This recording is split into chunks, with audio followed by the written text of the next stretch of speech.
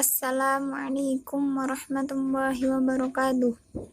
Alhamdulillahi rabbil alamin wa bihi nasta'in wa ala umurid dunya waddin wassalatu wassalamu ala asyrafil anbiya'i wal mursalin sayyidina wa maulana Muhammadin wa ala alihi wa sahbihi ajma'in, amma ba'd.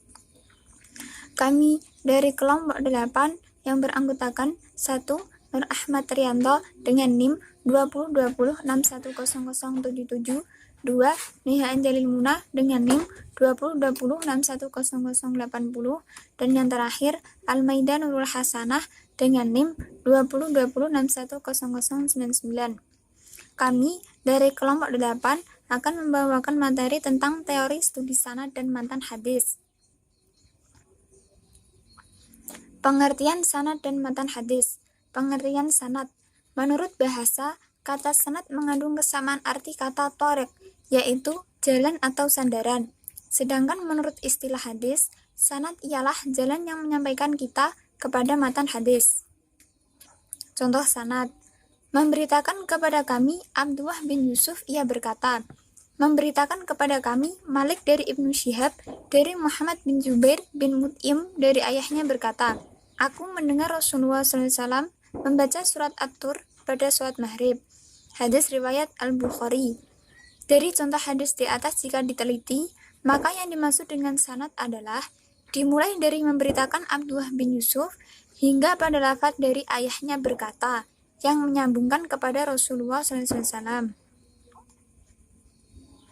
B. Pengertian matan hadis. Menurut bahasa, berarti punggung jalan atau muka jalan, tanah yang keras dan tinggi. Sedangkan matan menurut istilah ialah bunyi atau kalimat yang terdapat dalam hadis yang menjadi isi riwayat. Apakah hadis tersebut berbentuk qaul, ucapan, fi'il, perbuatan, dan takrir, ketetapan dan sebagainya dari Rasulullah SAW. Contoh matan hadis. Warta dari Ummu al-Mu'minin Aisyah radhiyallahu an, ujarnya Rasulullah SAW telah bersabda, barang siapa yang mengada-ngadakan sesuatu yang bukan termasuk dalam urusan agamaku, maka ia tertolak. Hadis riwayat Bukhari dan Muslim. Dari contoh hadis di atas, yang dimaksud dengan matan ialah lafaz yang dimulai dengan barang siapa hingga lafaz ia tertolak. Selanjutnya akan disampaikan oleh rekan saya, Almaida Nurul Hasanah. Saya akan melanjutkan untuk pembacaan materi penelitian sanad dan matan hadis. 1. Penelitian sanad. Penelitian sanad yaitu setiap riwayat dalam hadis menerima riwayat hadis dari periwayat terdekat sebelumnya. Adapun prosedurnya yaitu A. Mencatat semua perawi dalam sanad. B. Mencatat biografi dan aktivitas keilmuan setiap perawi. C. Memastikan sighat isnad.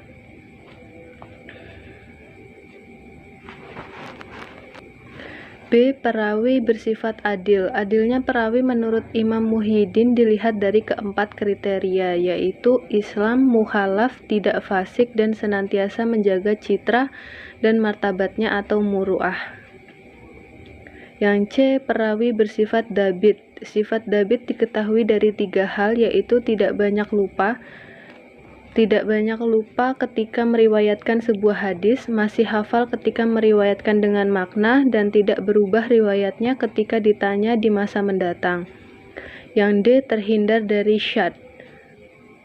Diketahui adanya syadz disebabkan hadis yang diriwayatkan oleh ulama siqah bertentangan dengan hadis yang diriwayatkan oleh banyak ulama siqah lainnya.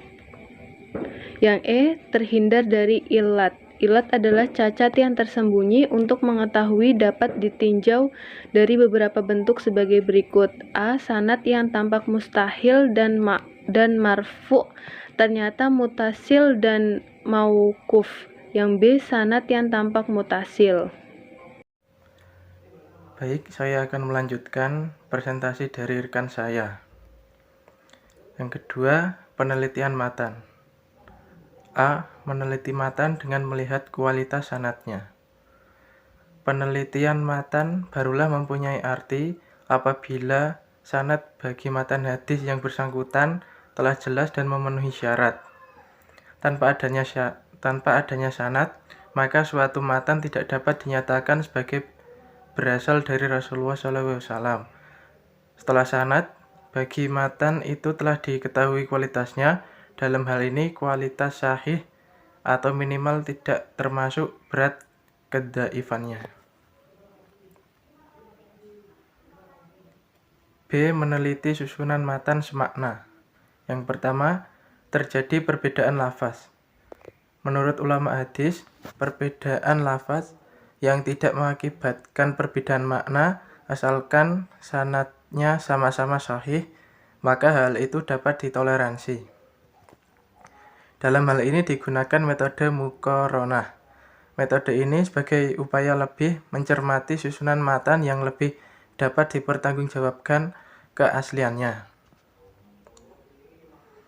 C. Meneliti kandungan matan, yaitu yang pertama, kandungan matan yang sejalan.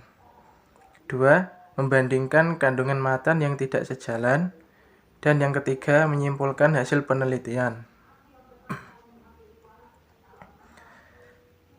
Peranan sanad dalam dokumentasi hadis.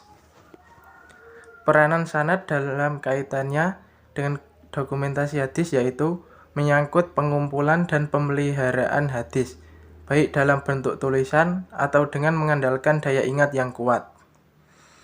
Kegiatan pendokumentasian hadis, terutama pengumpulan dan penyampaian hadis-hadis Nabi SAW, baik melalui hafalan maupun melalui tulisan yang dilakukan oleh para sahabat, tabi'in, tabi'al, tabi'in, dan mereka yang datang sesudahnya.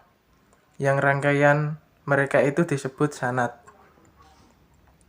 Dalam perkembangan berikutnya, proses pendokumentasian hadis semakin banyak dilakukan dengan tulisan.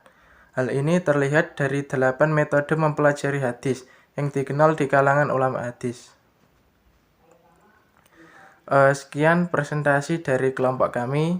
Apabila terdapat kesalahan baik yang disengaja ataupun bukan, saya minta maaf yang sebesar-besarnya. Wassalamualaikum warahmatullahi wabarakatuh.